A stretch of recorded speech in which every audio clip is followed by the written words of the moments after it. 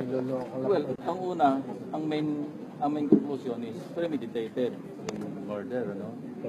And may mga recommendations, of course, may mga proposed legislation. Yung iba, pending na rin sa committee, yung mga bills. Ano?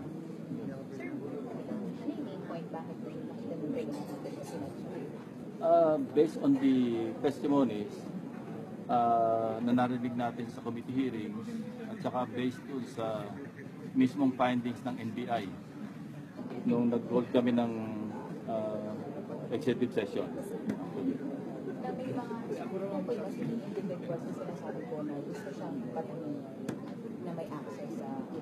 Yun, yung mga personalities involved, yung basically, yung CIDG 8, ano, dahil yung kanila mismong deponent, NBI ang naka-discover nito, yung investigators nila, na si Paul Olendan, yung deponent na sinasabing, yung naging basis na pag-issue ng search warrant, na naandun siya mismo at nakita niya yung mga firearms sa loob ng selda.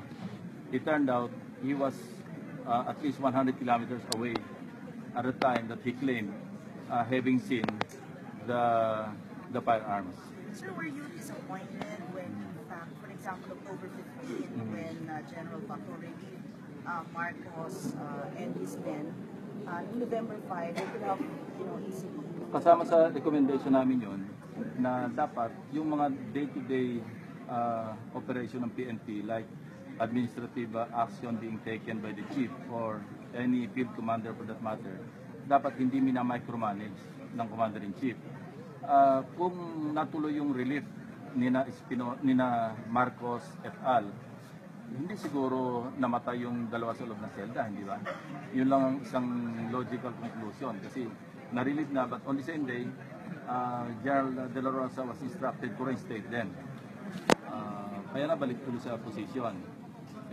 Di ba, nirelieve dahil merong possible serious misdemeanor. Dahil merong advance party na nag-debrief kay Kerwin Espinosa at ang sinasabi na napangalanan sina Marcos na nakakatanggap o dating nakakatanggap kay Kerwin. So yun ang naging reason ng relief. Sa kasamaang palad, pina-reinstate.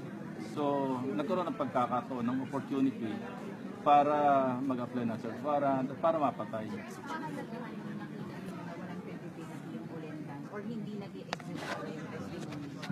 Hindi. Kasi importante yun. Kasi kung wala yung deposition ng main witness na si Olendan, dahil wala nga siya doon, kasi doon nag-rely yung judge na nakita niya mismo yung firearms sa loob ng selda. When in fact, he was nowhere near the cell in Baybay. Kasi nandun siya sa Tacloban, nagtatrabaho. So, napaka-material nun. So walang weight dapat na nangyari? Siyempre, hindi ma-approve yung search warrant. Kaya nga, meron ding reminder may pakiusap din sa Supreme Court na kung pwedeng yung mga huwes ma-advisean na tingnan mabuti, examine mabuti yung mga witnesses, yung mga deponents. Dapat pananagutan ng mga judge na nag-issue ng warrant? It's up to the Supreme Court. Kami, we're just requesting the Supreme Court kung may tingnan. And as a matter of fact, they already are looking into possible administrative liability of the judge. Yun, dapat din pagtuunan ng pansin sa legislation yun, ano? Yung planting of evidence, yung perjury. Naalala ko kasi when we check our records, meron din pala ako na-file na bill increasing the penalty for perjury. Ngayon, nakaschedule. So yung this time, yung finding ng DOJ na nababagal ang makulit sa ano nila? Medyo mabagal. Kasi nauna pa yung nangyari sa Albuera, Mayor, kaysa doon sa Clark, GEQ. Pero resolved na yung kay GEQ, kaya lang nagkaroon ng investigation, pero nasa korte na. Yung kay Espinosa, nangyari even before yung sana, pero hindi pa na-resolve hanggang ngayon. Considering the presence of overwhelming evidence, dapat by this time, may resolution na yung DOJ. Bakit nagtatagal? Sir, can you explain lang kung bakit tingin mo may kinalaman sa destabilization yung mga statement nila standards? Hindi yung statement de Las Cañas, yung parang combination of so many acts, yung pag-turn around de Las Cañas, and then yung sunod-sunod, di ba? He was hopping sa mga TV stations, radio stations. So ano yung audience? Hindi lang yung, at saka sinabi rin naman ni Senator Trillanes during the hearing na nung tinatanong niya si Las Cañas na hindi lang naman yung mga senador ang dapat makarinig kung hindi yung sambayan ng Pilipino. Something to that effect, I cannot quote him verbatim, pero ganun ang essence ng kanyang pagtatanong. So they're actually eyeing a bigger audience, not just yung sa loob ng Pilipinas, kundi pati international community. Kaya nga malaki na yung pakikialam ng hindi natin sinisisi, pero ang sinasabi ko, I'm just stating the fact based on my own analysis. Kasi sabi ko nga, galing na rin ako dyan naging part na rin ako ng destabilization during the past administration, not under the under President Aquino, before that, and I know a destabilization activity when I see one. So yun ang naging basihan kung bakit parang this looks or this sounds familiar. Ano bang aim? Bakit porsigidong ipalabas o ma-prolong pa, ma-extend pa yung hearing? Isa lang naman to bring down the administration. And to me, it is not bad. It's normal when you feel that an administration is failing the Filipino people. I think it's incumbent upon us, being public officials ourselves, and even a common Filipino, ordinary Filipino, na gumawa rin na hakbang para hindi naman mapabagsak sa illegal na pamamaraan, kasi meron namang constitutional na pamamaraan para maialis mo yung isang Pangulo na sa tingin mo hindi sumasang-ayon sa konstitusyon.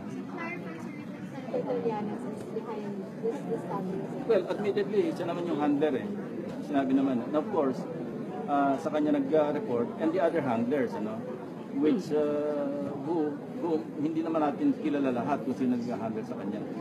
But the mere act alone of going from one media outlet to another, and as I was observing pag may hearing, napakaraming international media na nagko-cover, which is quite unusual kasi marami rin naman tayong hearings na ginagawa rito. Wala naman tayo nakikita masyadong international media. Diba?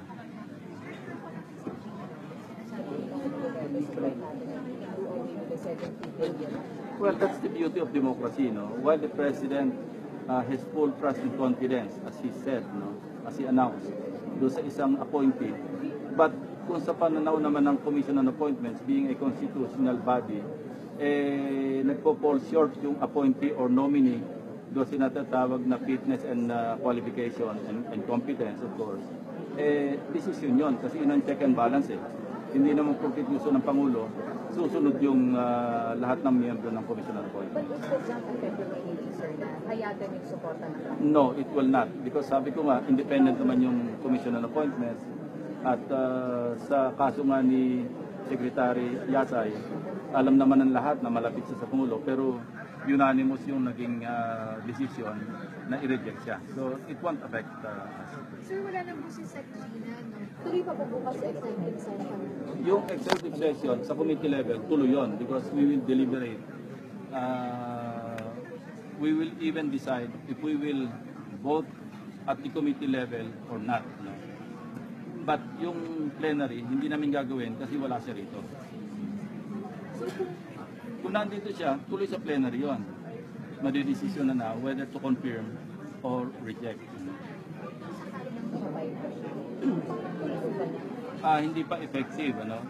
Wala naman retroactive effect yung amendment ng rules. In fact, 15 days after publication, bago pa talaga magte-take effect yun. Yung 3 bypass rule. So everybody is deemed to have 0 bypass as of now. Hanggang hindi pa nagte-take effect yung rule. Magte-take effect lang yung rule, sisimulang magbilang ng bypass pag naging effective na yung amendment. Or, no. Yeah, deferred. Pag deferred, bypass yun. confirm or reject? Confirm or reject at the committee level. Kasi pwede namang sa committee ma-reject siya, pero pag disciplinaryo, pwede siyang ma-overturn ng plenary o yung commission proper yung recommendation ng committee kasi recommendatory lang. So yung sa destabilization, sino po yung nakikita ninyo? Hindi. Ang sinasabi ko lang yung parang yung congruence, yung mga events na nangyayari, maliwanag naman na may destabilization sa administration. And sabi ko nga, we're not blaming them kasi I've been there before. Hindi ko man tinatanggi na naging part din ako ng destabilization plot eh. Ba't natin ipag-deny pa kung malinaw naman? Alam mo sa amin, sa probinsya, may kasabihan na, di ba, yung, sabi natin yung ostrich, di ba, nakasubsub yung ulo, kita naman yung buntot. Sir, Yung sabi ni Senator Trillanes is just exposing the truth. Well, pero ano yung goal? Just the truth? Come on. We were not born yesterday. All of a sudden, ang goal mo lang is to just expose the truth. For what reason? For what purpose? And what is the objective? Sabi ko, sabi niya mga kasama natin, pag may majority sa floor na nagsabing i-reopen, I cannot do otherwise. Di ba, tinatanong niya lang. Sabi ko, wala ka kasi, hindi ka nag-object eh. Kung nandun siya sa committee, nag-object siya, nagkaputuhan kami. Okay? Sir, you mentioned na you've been there. So may regret ba kung dapat ba hindi nang maki-amin sila nagpa-plan? Hindi nga natin sila sinisisi kasi kung inakala nila na hindi nagdi-deliver o kaya nagbabiolate ng constitution ng yung isang pangulo, karapatan naman nila na gumawa ng hakbang para mapaalis yung pangulo na yon sa pamamagitan ng constitutional means, di ba? Hindi naman yung bring down an administration by force or violence. Sir, you been during the time of June? Yes, no. Kasama kami nun eh.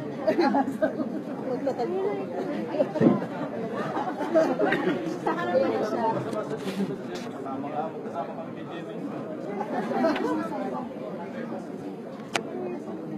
Majority. Pwede na. Wala naman. Sir, kasama kayo. Ay, ayun na siya. Kaya alam ko pag nag-dito Ayun lang yan. ano niya, baka magkasakit sila.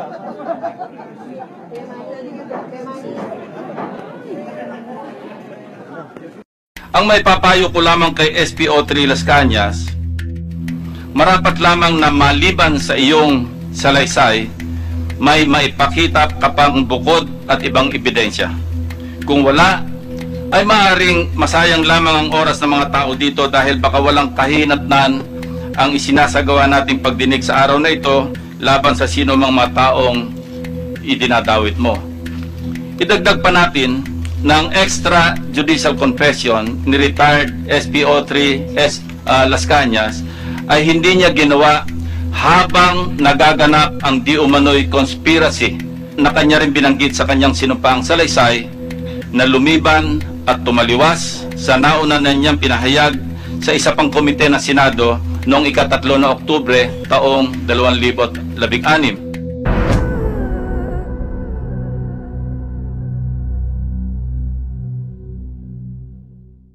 Minention, makalipas na 1 linggo, binigyan ako ng listahan ng mga wanted na tao na aking papatayin.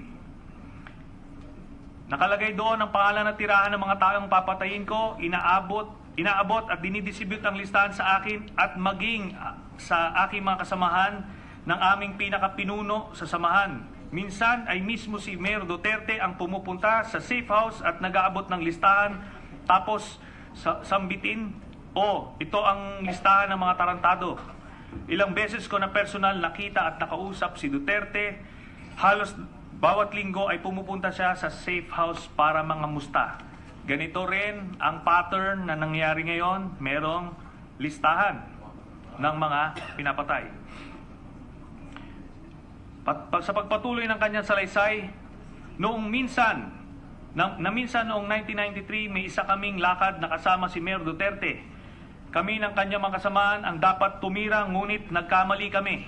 Hinabol niya mismo yung tao na isang holdupper at sa kanya ito ipinagbabaril. Naubos niya ang isang magasin noon. Matapos yon, natakot ang mga pulis at nakita kung paano magalit si Mayor. Ito po ang sworn statement ni Ernesto Abasola.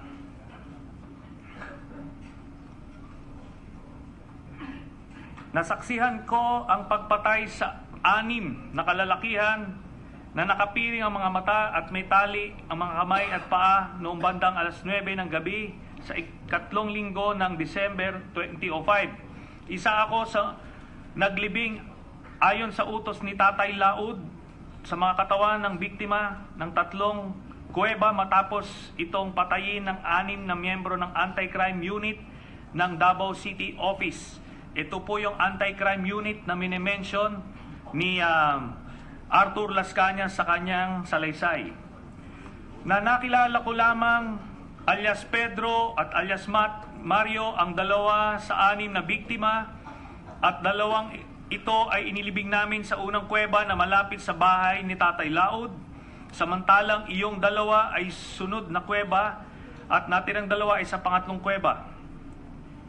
Na dinala ko si Colonel Fajardo at kanyang mga kasamahang pulis na nasabing mga kuweba at doon ay nakita namin sa huli at ikatlong kuweba mula sa bahay ni Tatay Laud ang isang nakausling buto na ayon sa mga pulis na isang doktor ay buto ng isang tao. Ito pong Tatay Laud, ito po ay may-ari ng tinatawag nilang Maa Quarry or Laud Quarry or Laud Compound na kung saan ito yung tinatambakan ng mga sinalvage nila na mga tao.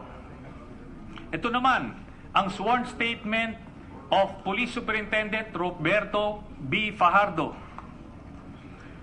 On July 5, 2009, in the course of serving the writ docketed under search warrant 0914-347 earlier issued by the Honorable Court, I was approached by a male person who identified himself as Mr. Ernesto Abasola, 51 years old, married, and resident of relocation site Barangay Mintal, Davao City, and confided to me that he is an asset of Bienvenido Laud, Tatay Laud, alias Tatay Laud, the owner of the premises subject of the search warrant.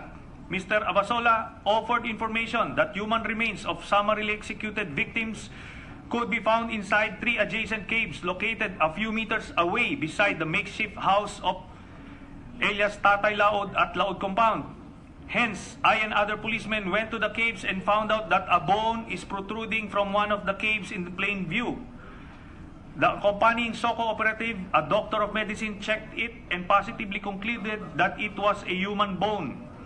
Though it is in plain view, however, I and other policemen suspect that more of such kinds are still in that hole/cave and in other adjoining caves.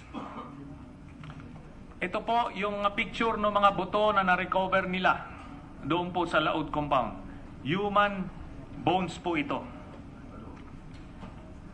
Ito naman po yung urgent motion to quash and to suppress illegally seized evidence na ipinail sa korte ni Laud. Dito nyo makikita na People of the Philippines versus Fulgencio Pavo, Bienvenido Laud, Bilbencio Jumawan, Dawilag. Ito yung Dawilag brothers na sinasabi ni Matubato at ni Las Cañas. The same people. Ngayon, tignan nyo kung sino yung abogado. Ang abogado ni Bienvenido Laud nung mga panahon na yon, nung nag-file sila ng motion to quash and suppress illegal use of evidence, ay si Vitaliano Aguirre na ngayong Defense Secretary na ating bansa. Justice Secretary pala. I'm sorry. So, nung 2009, sa maliwanag ang mga koneksyon. Ito naman ang Supreme Court decision regarding that search warrant. Deciding on the petition by Bienvenido Laud, the Supreme Court upheld the validity of the search warrant, therefore valid yung mga nakuhang ebidensya doon sa Laud Compound. So meron ka ng dead bodies, may human remains ka na, meron ka ng ebidensya. Doon mismo sa mga lugar kung saan sinabi ni Edgar Matubato at ni Las Cañas. Ito ngayon, ang isa pang ebidensya. Noong 1997 po ito itong Commission on Human Rights Resolution na tungkol dito sa case ni June Bersabal. Lumalabas dito na case of Gaudencio Bersabal, Lucina Bersabal complainants versus Fulgencio Pabo, Arturo Las Cañas, Edgar Matubato, open close parenthesis, CAFGU, Police Senior Inspector Mitra. Ito yung mga taong minimension niya at kasama silang dalawa, si Las Cañas at si Matubato. So talagang hindi pala talaga ito standby lang sa opisina ni Mayor Duterte. Talagang as early as 1997 magkasama silang dalawa at in fact nakasuhan sila. At ito ang interesting dito sa resolution na ito. On paragraph D, and I quote, the victim meaning June Bersabal, was brought to Kaputian Police Station where the arrest was officially recorded on June 28, 1997. On June 29, 1997, 0500, custody over the person of June Bersabal was then transferred to Governor Generoso Municipal Police Station in Davao Oriental on the basis of a warrant of arrest for frustrated murder issued in criminal case number 3663 by Municipal Trial Court of Governor Generoso, Davao Oriental. On 10 June 1997, the victim reportedly escaped from Governor Generoso Municipal Station by destroying the padlock in the prison cell. Subsequently, the dead body of June Bersabal was found along the seashore of Pantukan, Davao del Norte. Ito yung sinasabi ni Arthur Las Cañas na tinurn over nila sa pulis. Kaso ngayon, nung gustong ipapatay ni Mayor Duterte, sinabi nila paano nila palalabasin ngayon dahil naka-blatter na. So ngayon, gumawa sila ng senaryo na kunyari tumakas at sa kanila pinatay. So eksakto as recorded here in this resolution written 20 years ago. Next, corroborating evidence. Even the Ombudsman have penalized 21 PNP officers over the Davao Death Squad. So, ito, nung March 29, si Ombudsman Morales penalized 21 police officers over the Davao Death Squad. Next. So, dito po sa itong mga ilang dokumento, dated July 2001, Special Anti-Crime Response Unit, makikita natin itong mga personalities, Fulgencio Pabo, Arthur Las Cañas, Jim Tan, Ronald Lau, at Enrique Lau Jr. So itong mga ito yung mga mini-mention. So katibayan muli na sila ay talagang magkakasama, and it corroborates the testimony of Mr. Las Cañas. Ito pa, si Pagidupon, SPO2 Pagidupon, Ronald Lau. Sige, next slide. Ito pa, Special Orders number 54 ng Philippine National Police, July 30, 2001. So, ang unit nito, Special Operation and Reaction Team. So, ang mga members dito, sila Fulgencio Pabo, sila Reynaldo Capote, Arthur Las Cañas, Jim Tan, Bobong Aquino, si Jumawan, si Ronald Lau, the same people. So, again, isang katibayan to reinforce the statements of of Arthur Las Cañas. Dito naman sa Davao City Police Office, Special Operations and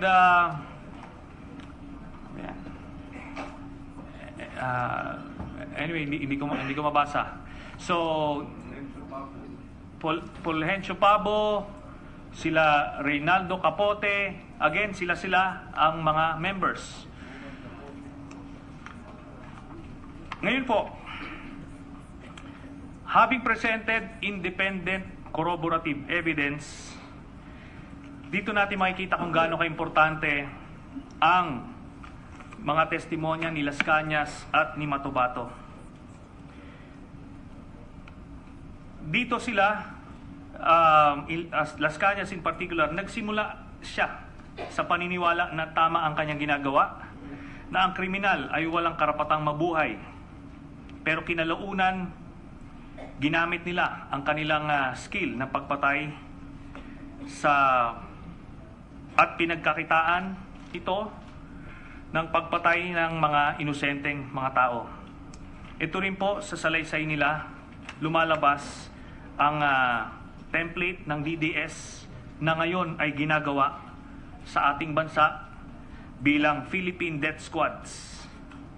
So ang mabigat na tanong dito, ilang Las Cañas na ang meron sa ating mga pulis ngayon na ginagamit yung kanilang paniniwala sa war on drugs ni President Duterte na nagsanga-sanga na at sa pagpatay ng mga personal na kaaway sa negosyo, kaaway sa politika. Ngayon, ito pong war on drugs na ito, buong mundo na ang nakakapansin. Meron pong report ang US Department of State, and I read, and I quote, "Killings allegedly undertaken by vigilantes, security forces, and insurgents as the principal human rights abuse documented this year." And it also chronicles apparent governmental disregard for human rights and due process and a very weak and overburdened criminal justice system.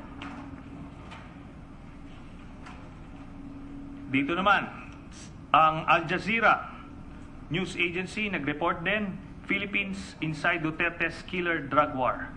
And I quote, "Sometimes the heads of those killed are found in duct tape, often bodies are strewn with cardboard signs with slogans reading, 'I am a drug pusher, don't be like me.'" Ang Human Rights Watch, gumawa rin ng report, "License to Kill, Philippine Police Killings in Duterte's War on Drugs." And I quote, "Duterte's repeated calls for killings as part of his anti-drug campaign could not constitute acts instigating law enforcement to commit the crime of murder." Ang Amnesty International, gumawa ng report, "Philippines, the police's murderous war on the poor." And I quote, "This is not a war on drugs, but a war on the poor. Often, on the flimsiest of evidence, people accused of using or selling drugs are being killed for cash in an economy of murder," said Mr. Tirana Hassan, Amnesty International's Crisis Response Director. Another quote, "If you are poor, you are killed." CNN International made a report, "City of the Dead, a neighborhood destroyed by Duterte's war on drugs." And I quote, "As innocent people are increasingly caught in the crossfire, a growing number of Filipinos are questioning the true cost of the leader's crusade." Finally, the New York Times reported, "They are slaughtering us like animals." And I quote, "What I experienced in the Philippines felt like a new level of ruthlessness. Police officers summarily shooting anyone suspected of dealing or even using drugs. Vigilantes taking seriously Mr. Duterte's call to slaughter them all." Kita na po ng buong mundo ang mga patayan sa ating bansa. 8,000 na po ang mga namatay na tao. Mga totoong tao sila. Walang drug lords po dito. Puro mahirap sila. Hindi po personal sa akin ito. siguro I may be perceived to be passionate about my job, pero siguro hindi ko lang kayang magbulag-bulagan pa. Kaya panawagan ko lang po sa mga kapwa ko senador, ipaglaban natin po sila, protektahan natin sila. Salamat po.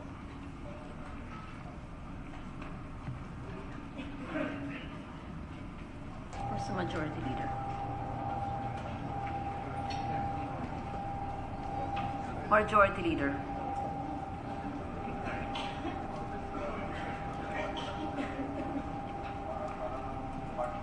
Sa EDSA People Power Revolution anniversary, yung paglalabas ng witnesses pa isa-isa, nakita nyo naman sa mismong testimony ni Mr. Las Cañas that sa unang paragraph pa lang o unang pahina pa lang ng kanyang affidavit, yung sinabi niyang 1998, umpisa pa lang ng DDS nandun na siya, 1989 na siya sumama eh. So it's obvious that there are people behind Las Cañas, there are people who are trying to manipulate this situation for two purposes, no? One, the ouster of the president. Number two, to stop the drug war. Kaya nga nabanggit ko kanina na yung Human Rights Watch, meron din advocacy at agenda yan. Sa mismong report nila ay sinabi nila na gusto nilang illegalize. Ang stand nila, dapat pagka for personal use yung possession ng droga, legal dapat ito. No? So we have to be careful sa paghihimay ng mga issue. Kailangan ba na mas mabantayan ng mga pulis? Yes. Kailangan ba na mas mataas na sweldo, equipment, gamit ang pulis? Yes. Kailangan ba na less ang violence? Yes. No? But it doesn't mean that meron state-sponsored extrajudicial killings. How would you describe the testimony? Flop ba or Scripted and si Mr. Las Cañas mismo nagsabi na siya mismo magdududa siya sa sarili niya, no? As it is, no? Pero kapag tinignan mo and makikita mo sa testimonya niya, no? He's a mercenary.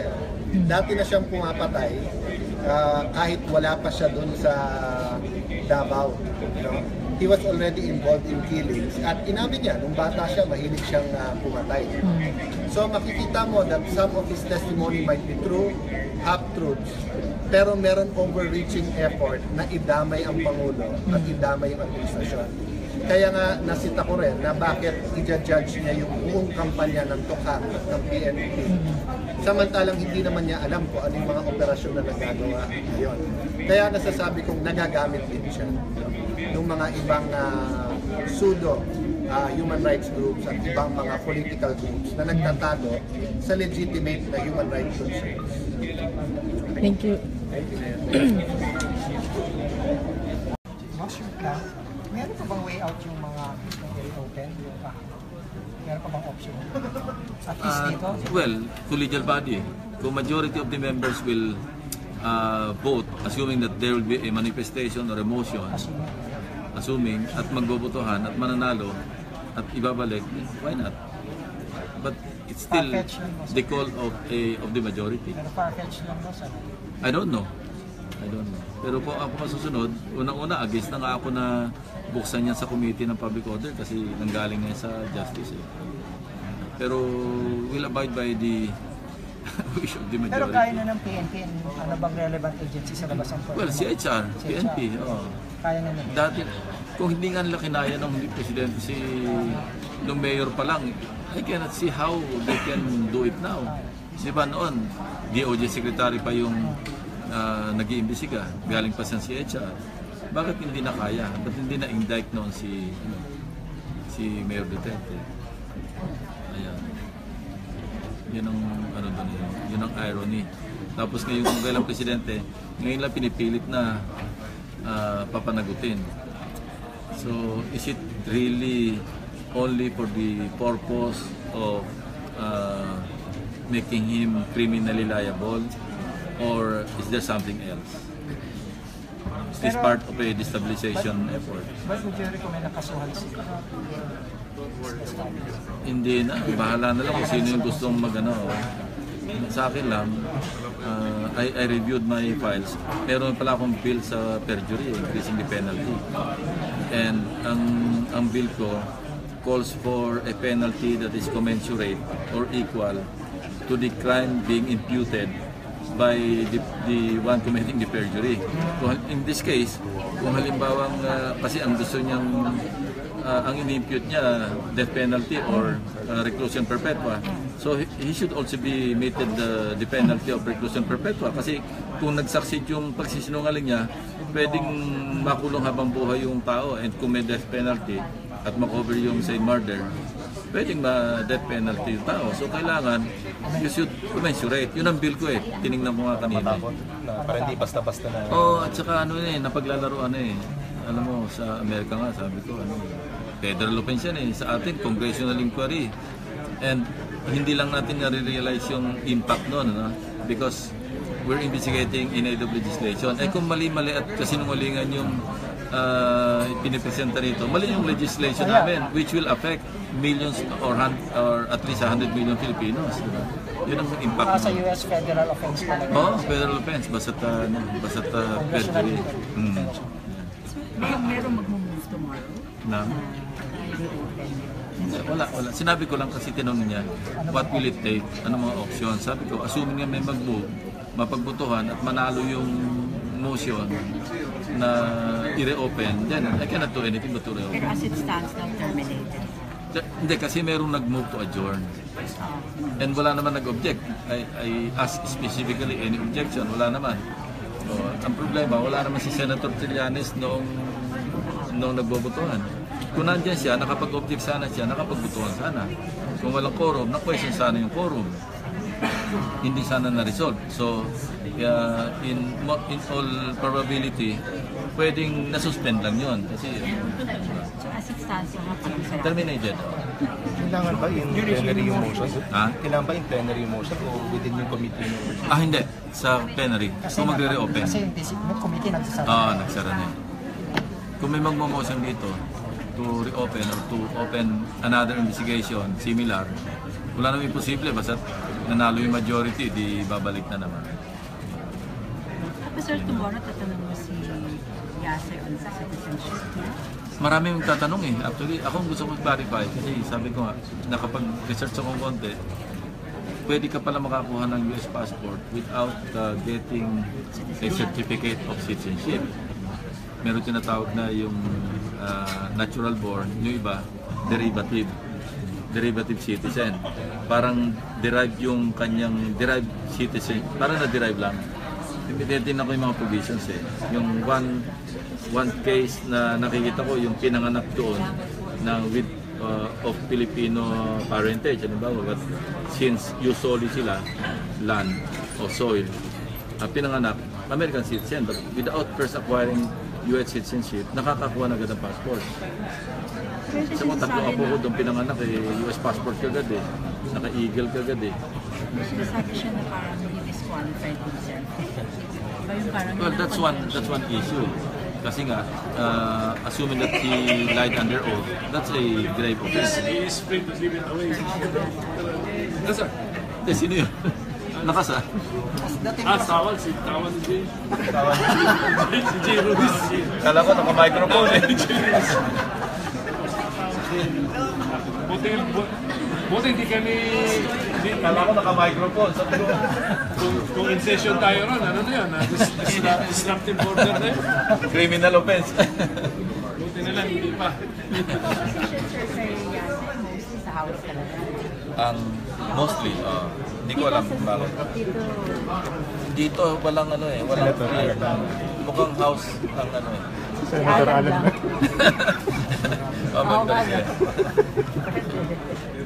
Pero ang sentiment, medyo vocal kasi yung yung house contingent sa nila sa mga positions nila. Kaya pag nagko-caucus, maririnig mo na kung ano yung ang mahirap. They always vote as a block. So 12 ng 12 yun. Very seldom na mabawasan sila ng isa, mag-stray yung isa or dalawa. Ganun sila Hindi ka to president. Wala. Dito, independent republic. 24 republic. Ganun din siguro. Meron din, house din. Ganun din ang sasabitin niya sa house. Imagine kung 12 sila. Isang senador na lang kukunin nila.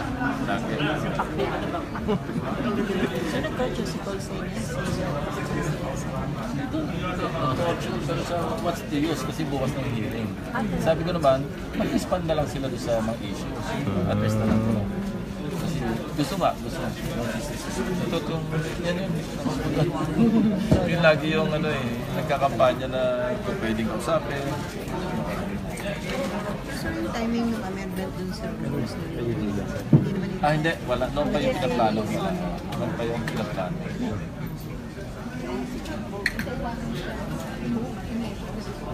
Kailangan at least one member. Hindi naman namin specify ano lang doon sinabi, executive session. Nasa 16th Congress ninyo yung sa Provisional Congress. Maski sinong member pwedeng mag-motion, mag-move na magkaroon ng botohan. Executive session, pwedeng viva voce, pwedeng nominal. Depende sa body. Yata. Ha? DI, buhay. Sumayaw sa'yo. Sabi ko nga, suggestion ko nga, magpa-video siya na sumasayaw, tapos may date para ma-disprove na patay siya. Wala naman ni-name sila Cañas, di ba? Meron ba? Hindi, sinabi niya dance instructor. Wala siyang name. Ayun, dapat malaman, ilan ba yung dance instructor niya? Isa lang daw eh. Sabi nung pao ni Jocelyn. Kasi kung buhay, so papataw ba niyo? Magre-resume yung... Wala nang what for? Sir, bakit si Bato? Minention siya ni maraming beses ni Las Cañas. Pero we leave it up to the appropriate bodies or agencies. Huwag na yung Senate kasi binuksan niya rito, ang dami niya mga issues na ni-raise. Kami pa ba magpapalo up mo? Kasi sir na lang magpapalo up. O kaya PNP or NBI. And sir, may another DDS member na mag-group sa service. Let's see. Sabi ko, di ba yung jurisprudence, very clear naman Kailangan yung extrajudicial confession mo, ginawa mo during the period na nagkakaroon ng conspiracy. Otherwise, afterthought Yun ang sinabi ng Supreme Court ruling Di ba yung pen by Justice Corona? Tatlo yun common object. Yung una nga, yung kailangan may independent. Ang patlo, kailangan during the period na. Pero may mga, 2015 incident, yung pinaka-last, di ba? Meron siyang minention. Pero tapos na yung conspiracy, assuming that there was a conspiracy. Sinabi so dapat ongoing. Ongoing yung conspiracy. Doon siya naggawa na ng niya, na, part ako ng conspiracy. Ang pwedeng ang tamaan lang dito siya Yun din ang jurisprudence. Hindi ito binding do sa mga so-called co-conspirators. Pero siya pwede makasuhan because of self-admission. At sa kanya lang applicable yun. Yun yung sinad ko yung Latin na res inter alios acta. Sa kanya lang mag-a-apply yung kanyang confession So siya pwede makulong. Nanghihingi na ngayon DOJ ng transcript Nasulat sa NBI sa akin. Paano sa possible filing? Yes. Nanghihingi ng PSN, nanghihingi ng affidavits sa committee. So, may pinaplano sila na to file charges against him. Whatever charges. Pero wala kayong choice kung hindi provide yung hinihingi nila. May request sila DOJ yan, sir? Hindi, NBI. So sa report yung ilalabas sa yung committee report, may recommendation nila to file virtually? Probably, yes. Kasi nga, klaro na nagla, inadmit niya nga Kasi yung case ng perjury, it is not for the committee or anybody to determine na nag-lie siya. Kaya nga tinanong ko siya, do you confirm that you lie? Sabi niya, opo. O di klaro. Kasi before you establish a case of perjury, hindi lang yung nagko-contradict yung statements. Kailangan ma-establish mo which of those two sworn statements are false or lies. Yun ang requirement Kaya, whether intentionally or unintended, tinanong ko siya, do you confirm that you lied? Sabi niya, yes. Eh di mali ng may perjury, di ba?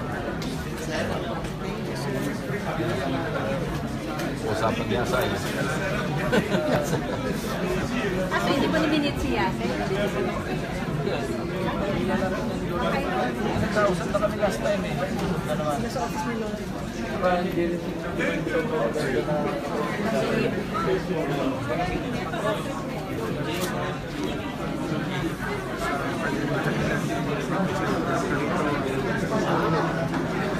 Naman tama yun.